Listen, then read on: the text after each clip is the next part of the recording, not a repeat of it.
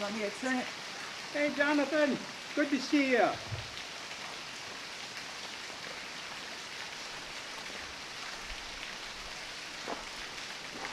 Well, how have you been, Jonathan? Talked to your folks a couple of weeks ago at the mill while I was getting food. It's a good thing to see you up there. You can just hang in there. We'll just be about 15 minutes. I want to thank you all for coming out here and listening to our family story of Cy Roberson. I'm the great-great-grandson of Cy, and every time our family gets together, we tell the story of Cy Roberson, his hog farm, and two unlikely visitors. And I'm glad I can share this story with you. You see, way back in 1900, before this was Wyalusing State Park, there were a group of farmers that owned land around here. The land was too rough to farm. You couldn't get a wagon in here, much less a team of horses. So consequently, the farmers around here used the land for forest products, and they raised animals in it.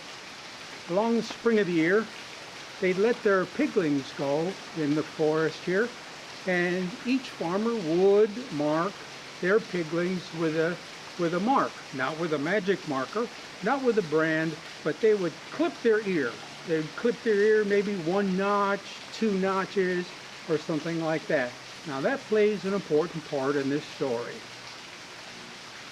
Once long ago, Cy Roberson had a habit of coming down here about this time of year just to call his hogs in to get them used to coming in. And he would go, "Soo-wee! Soo-wee!" And sure as shooting, those pigs would come hauling in here, and he'd have a bucket of food and he'd spread the food out. And then he'd leave for the day. And he might come back in the evening and do the same thing, day after day, until September rolled around and October. You see, this here, today they call that Big Sand Cave. And Big Sand Cave is in Wyalusing State Park. It was always here, but it wasn't always part of Wyalusing State Park. The farmers would all get together after calling their hogs in, and some would call their hogs and they'd have 2-notch steers there and 1-notch steer there. They'd all get together and process their meat for the winter.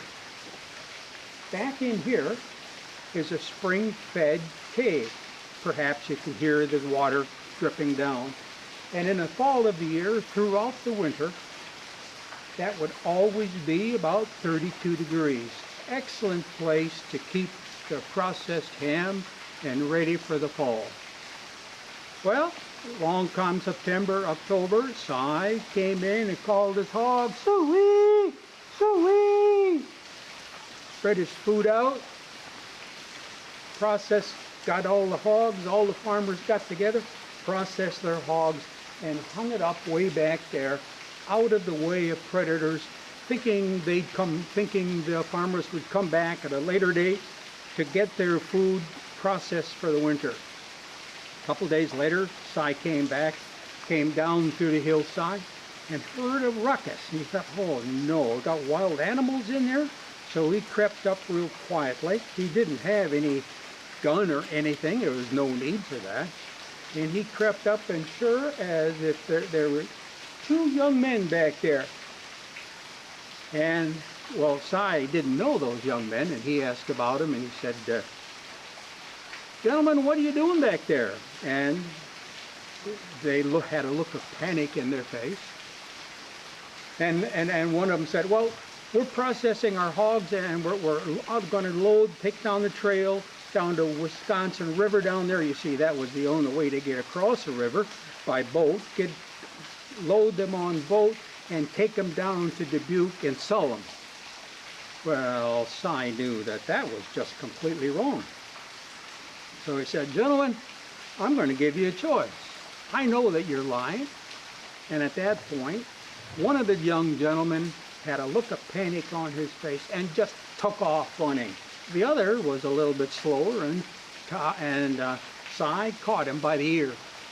And lo and behold, Si said, "Okay, young man, you're going to learn your lesson." And around these parts in 1900, we have swift justice. He took out his pocket knife, cut a notch in his ear, and then let that young man go. Told you, justice was swift. After a while, Si went back down to the river, found the boat where they were hauling the ham to, took the ham out of the barrel, and then took it home. Well, Jonathan, that's a story that's handed down from generation to generation. It's told at every family picnic, and every family kind of stretches it a little bit and makes it more interesting. I'm here to tell you that is the God's honest truth. That story about Si Roberson, my great-great-granddad, 2 unwanted visitors, and swift justice. So the next time you come here to Wyalusing State Park, you make the trek up the Big Sand Cave. Be sure and stop and listen. You might hear the echoes of hogs in the background. Maybe a couple young men running and screaming down the trail. At any rate, that's my story, and I'm sticking to it.